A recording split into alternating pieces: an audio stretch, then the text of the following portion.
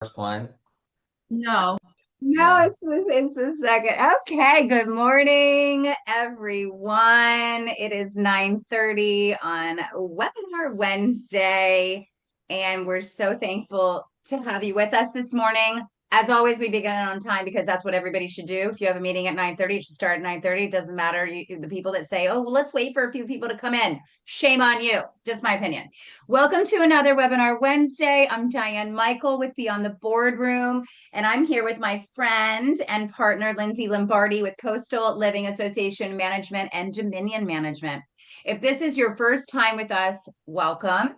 If you're returning, thank you so much. Our goal at Beyond the Boardroom is to educate board members and CAMs in an easy way at your desk, on the road, on your phone, while you're traveling. Warren Buffett says the more you learn, the more you earn. And we believe in that strongly. And that is exactly why Lindsay and I decided to partner and do this on the side of our normal day jobs to provide education and opportunities for our association allies, which are the vendors who present, to get in front of board members and CAMs in a strategic way. We know how important education and CE credits are. And that's exactly why we launched Beyond the Boardroom, like I just said. We started on the fourth Wednesday of each month, and now we've already grown to offer education and CE credits on the second and fourth Wednesdays. So please mark your calendars for the next webinar Wednesday happening on April 8th and April 22nd. Lindsay, we just check on those dates and make sure I'm right on that. I'm pretty sure I'm right. April 8th and Sure. 8th, the 2nd and 4th. Okay, thanks, guys. Keep watching the emails and be sure to save us as safe senders so you don't miss important education updates. We do send our education notices out every single week. So if you don't get an email from me every week, it may be hiding in your spam, it may be hiding in your junk mail. Just go in there and add to safe sender and select not junk or not spam. And then that way you won't miss any of our updates because we are constantly adding to our program. We're adding board member education. We're adding different categories that you need for your credits. And Lindsay will go over all that. And we ask that you let your fellow board members know about this program. We would love for them to attend. Of course, they don't get credit on certain courses, but at the same time, it's wonderful education. And if your other CAMs don't know, make sure that they know about Webinar Wednesday. We'd really appreciate it. Okay, if everybody can put into the chat where you're coming in from. I have the chat enabled, but you can put it maybe into the Q&A. Let's see where you're coming in from today. We love to look at that.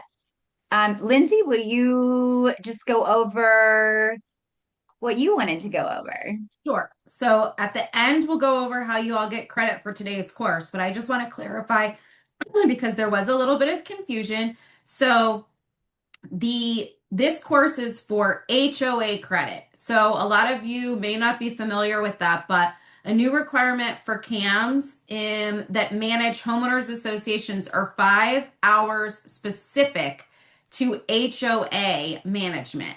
So this course will be 1 hour towards that requirement. So those of you that manage HOAs in addition to condos now have to get 17 hours of continuing education, and 5 of those have to be HOA specific. So it may not show when you go, because like when I go into my Florida license and I log in, it doesn't show it under the criteria because I'm not registered as managing an HOA. So I only manage a condominium at the moment. So if I was registered with the DBPR under an HOA as the manager for that community, I would have a requirement to do these during my 2 years before up until the license renewal. So this counts for that credit. And if you don't manage an HOA, then it'll just go down into like your additional credits that they show at the bottom. But that is what this is for. So anyone that's confused on that, if you're not managing an HOA, it probably will not show on your continuing education requirements. But if at some point you do manage an HOA or you are managing an HOA at some point you will have to fill that 5 hours before renewal time. So it doesn't hurt to get it in there because you never know what's going to happen. So that is clarification on that for all of you. Today we have George, and he is presenting the first HOA course that we've gotten approved with landscape leadership. It's a great course. And George has been with us since the very beginning, which is wonderful to say. It obviously works because he's still here. Has been in the landscape business for over 20 years and has had experience bringing a unique blend of technical expertise and business to every project, backed by a bachelor's degree in business and comprehensive portfolio of state and industry certifications. He specializes in sustainable landscape, irrigation efficiency, and pest management, as well as outdoor lighting systems. I can attest to his irrigation guys being very capable because my irrigation has been out for a year and I finally got his guys to come and they got it fixed in a couple hours. So definitely call him if you have an irrigation problem. He has credentials. He holds the following credentials: Florida certified horticultural professional, Florida Green Industry Best Management Practices Certificate, Commercial Landscape Maintenance Pesticide License, Florida Certified Pest Control Operator, Florida Water Star Accreditation, as well as Landscape and Irrigation Professional. He has an NDS Professional Drainage Contractor. He is a CAS Certified Landscape Lighting Installer and an AMP Certified Landscape Lighting Installer. He continues to be a driving force in advancing professional standards across Florida's landscape industry, offering practical and sustainable solutions to residential communities, commercial properties, and environmental projects. George is also a fellow veteran. Diana is also a veteran. So thank you, George, for your service. And he has again been in business here in Florida for quite some time, but he started at the age of 5 working with his family. So, George, thank you, and I will turn it over to you. Thank you, Lindsay. Good morning, everyone. Thank you for being here. As Lizzie mentioned, my name is George Kennedy, and today we're going to talk about landscape leadership, what national best practices teach us about transparent operations. This session is really about one central idea. When landscape operations are more transparent, communities make better decisions, vendors perform better, and budgeting becomes much more predictable. This is not a session about making landscaping more complicated. It's about making it easier to understand, easier to manage, and easier to align with the expectations of boards, residents, and property managers. Let me start with what we will cover today. First, we will talk about why this topic matters so much to CAMs and association leaders. Then we will look at a common problem in our industry, which is the disconnect between boards and vendors. From there, we will discuss open book budgeting, what it means, what transparent vendors tend to share, and how that level of visibility helps reduce surprises, disputes, and change orders. We will also look at how CAMs can apply these ideas in RFPs, vendor conversations, annual budgeting, and long-term planning. And then we will wrap up with a question and answer and a short quiz. Before I move on, I would like to encourage you to think about this question. How many of your landscape frustrations are really about service issues, and how many are actually communication and expectation issues? So why does this matter to CAMs? One reason is simple. Landscaping is not a small line item. In many communities, it represents 10 to 25% of the annual operating budget. That means even modest inefficiencies or misunderstandings can have a noticeable impact. When CAMs talk about landscape pain points, the same issues come up over and over. Budget overruns, unexpected change orders, scope disputes, and vendor mistrust. Those issues create more work for the manager, more tension for the board, and more frustration for residents. So this topic isn't just about vendor selection, it's about operational stability. The trust gap. One of the biggest challenges in landscape operations is what I call the trust gap. Boards often distrust vendors because they don't always understand pricing, staffing, or why extra work is being recommended. Vendors often distrust boards because they feel second-guessed, underinformed, or pushed to deliver more than the contract actually includes. So that creates defensiveness on both sides. And when that happens, management becomes reactive instead of strategic. Instead of planning, everyone is responding. Instead of solving root problems, everyone is managing friction. That is one of the main reasons transparency matters. Transparency helps reduce the emotional tension.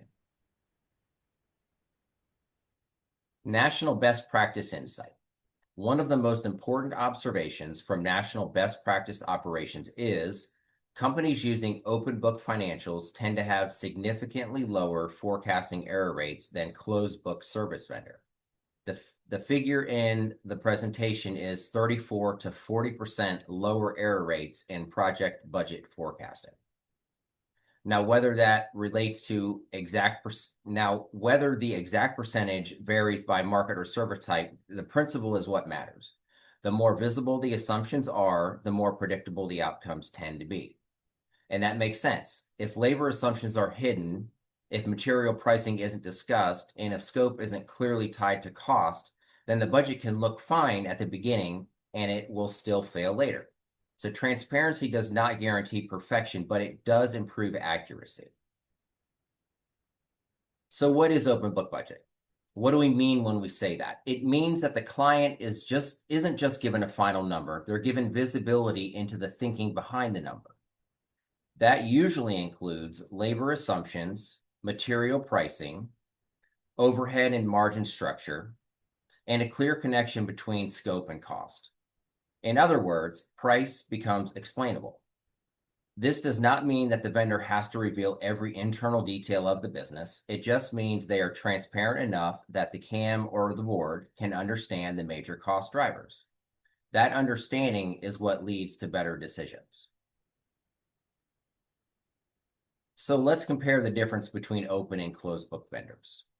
A closed book vendor tends to present lump sum pricing, responds to problems after they appear, and leave the client with limited insight into how that number was built.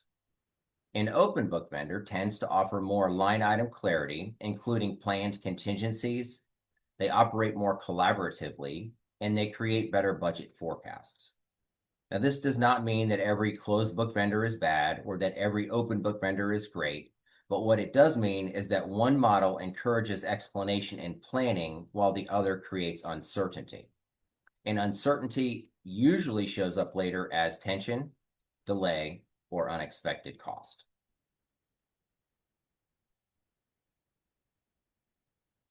If a vendor is truly operating transparently, there are certain indicators they should be prepared to discuss. So here's just a few examples. Labor hours by service type, material escalation assumptions, equipment allocation when applicable, contingency allowances, and annual cost drivers. And why does this matter? Well, it matters because when a CAM understands what is driving the number, it becomes much easier to explain it to a board, compare proposals intelligently, and anticipate where pressure points may show up during the year. This is especially valuable during renewal season, budget season, and enhancement planning. So how does transparency reduce scope creep? Transparency also helps reduce scope creep by many service disputes start with one simple sentence. Well, that wasn't included. When the scope is vague and the pricing assumptions are hidden, that phrase shows up all the time. Transparent operations reduce those moments because exclusions are clearer, triggers are clearer, and contingency planning is clearer. That means fewer emergency approvals, fewer deferred maintenance surprises, and fewer arguments over whether something should have been included. This is one of the practical benefits of transparency. Less confusion, less scrambling, and fewer avoidable conflicts. So this slide contrasts a traditional model with the best practice model. The traditional model is usually a price-first selection, minimal explanation, and annual renegotiation. The best practice model is more focused on discussing cost drivers up front, planning across multiple years, and using shared performance metrics. And that shift is important. When price becomes the only decision factor, the conversation becomes very narrow. But when cost drivers, outcomes, and measurement are also discussed, the relationship becomes more strategic. That's where better vendor partnerships start. So here are some shared performance metrics that matter. Transparent vendors usually track more than whether the crew just showed up. They track measures such as labor efficiency, rework frequency, budget variance, weather impact assumptions, and service response times. Why are these useful? Because they move the conversation away from vague impressions and toward measurable performance. Instead of saying, it feels like the service has slipped, you can ask, has the rework increased? Has the response time changed? Has labor efficiency? Is weather affecting the service schedule in a measurable way? Metrics create clarity. Clarity supports better management. So how do you apply this to an RFP? A great place is to start in the RFP process. This slide highlights a few improvements. Ask for cost assumptions, request an escalation methodology, and require change order triggers. These items alone can dramatically improve proposal quality. They force vendors to explain how they think, not just what they charge, and that helps you compare proposals on something deeper than price alone.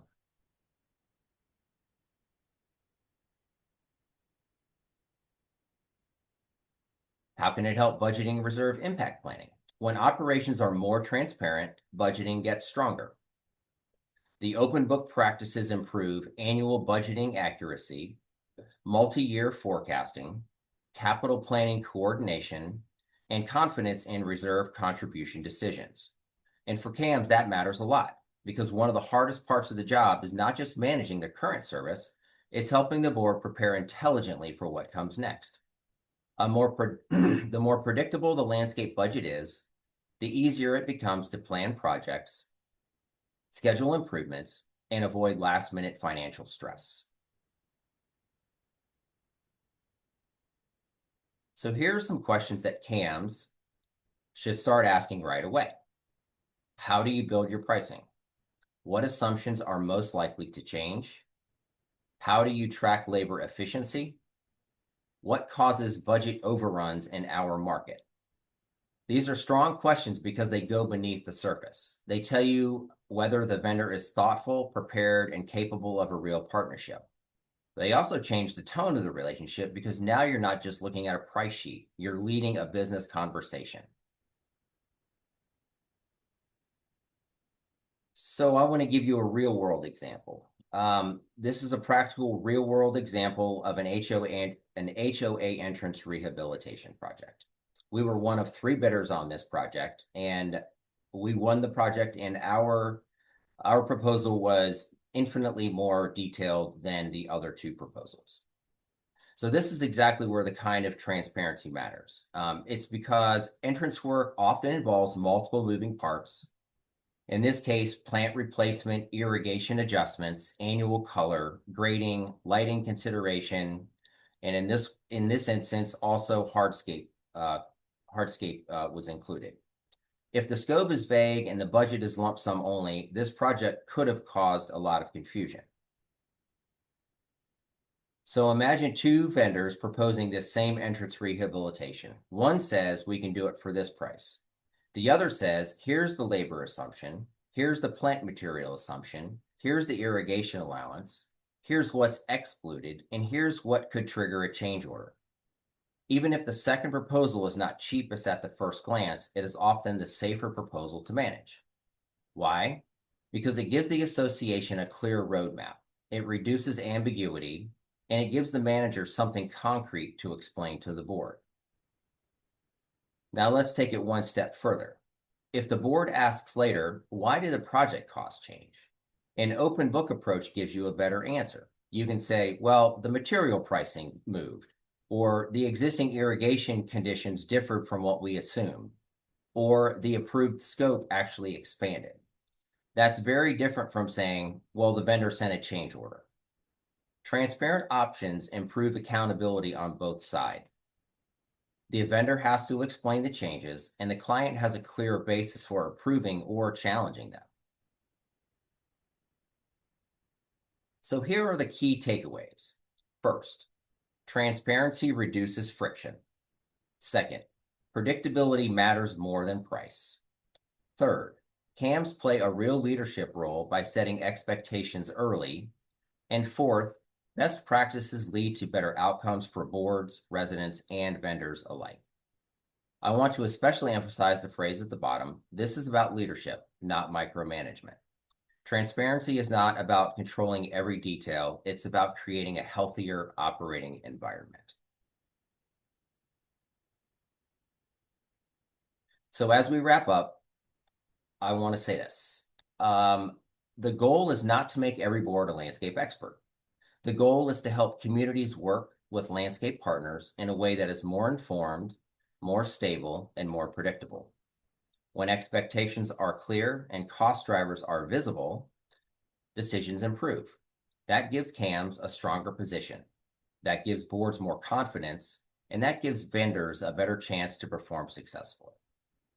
At this point, we will take questions, and if there are no questions at this point, we can start on the quiz, and then beyond the quiz, we can also ask questions later. George, let me look because I think there might be questions. If you guys have questions, you can put it in the question and answer section. I don't see anything in there right now, George. So if you want to start the Q&A, and then we'll go to questions after. Perfect. All right. So this is a 10-question quiz. We will read each question. I'll give you a moment to think about it, and then we will go through the correct answer together. Lindsay, is the chat turned back on or no? I just turned it on. Okay, I just turned it perfect. on. Thanks, guys. So you can put your answers in the chat, and Diane or Lindsay will keep a quick tab on those for you. So let's start with question number 1.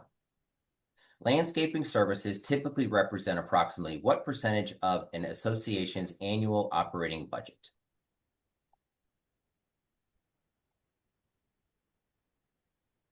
Okay, and the correct answer is C, 10 to 25%. And that matters because landscaping is significant enough financially that even small improvements in planning and oversight can have a real impact. Question number 2.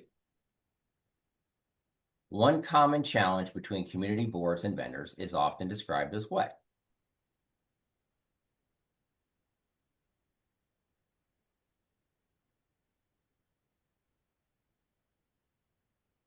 And the correct answer is B, the trust gap. That phrase captures the tension that often drives reactive management and service frustration. Question number 3. Open book budgeting primarily focuses on which principle?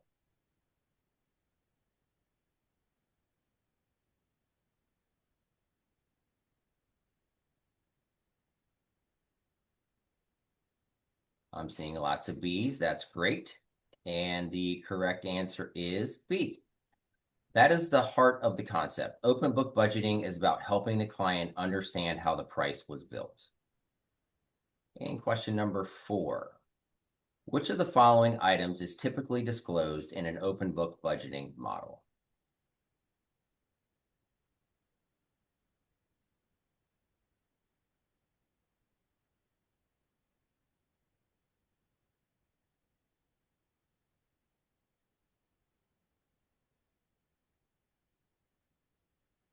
Very good. I see lots of D's.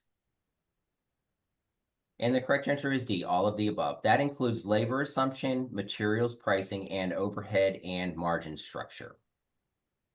Question number 5. According to national best practice observations, companies using an open book financial practice tend to achieve what benefit?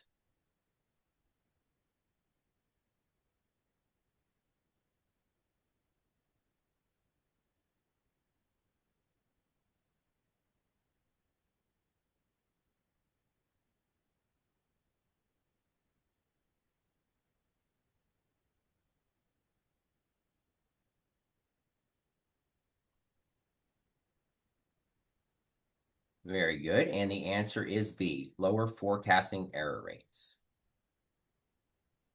Question number 6. Transparency in vendor operations can reduce which common problem with landscape contracts?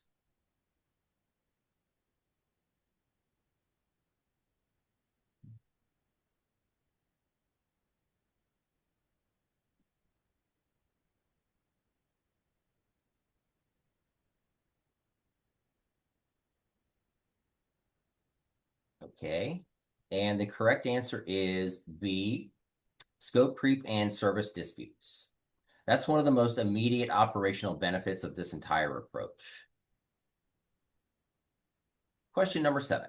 Which of the following is an example of a performance metric that transparent vendors may lack?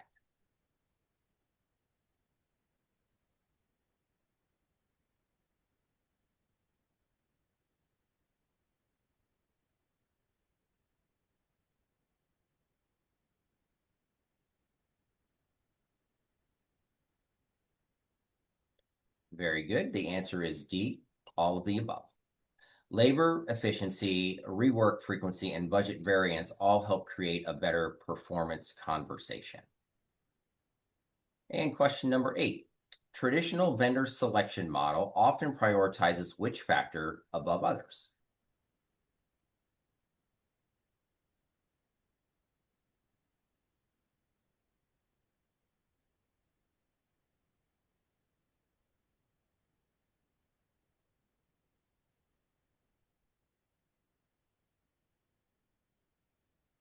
So I had quite a few answers across the board on this one. So let's go ahead and show everybody the correct answer. The correct answer is C, lowest price. And that's one of the traps that this course is getting CAMs to think beyond.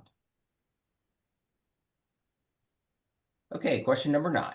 One improvements CAMs can make when preparing RFPs is to request what from vendors?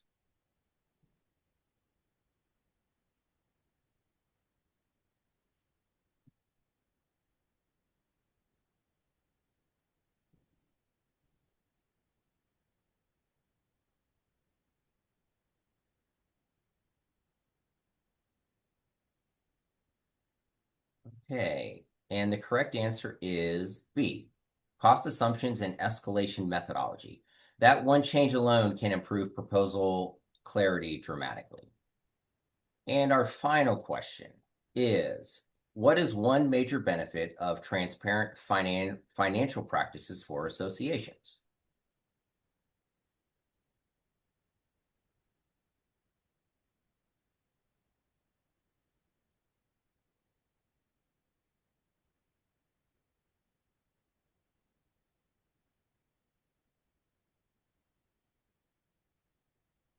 Very good.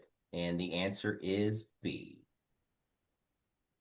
Thank you for your time and participation today. I hope that this session has given you a useful framework for thinking about landscape operations a little bit differently, not just as a service contract, but as a leadership opportunity. When CAMs ask better questions, define expectations more clearly, and work with vendors who can explain their numbers, the community benefits. Thank you again, and I would be happy to answer any questions. Okay, thank you, George. So we do have a question. Have you seen a large increase in material cost this past year? We are just now starting to see material cost increases. And I assume the question is coming because of the cold weather that we had this winter.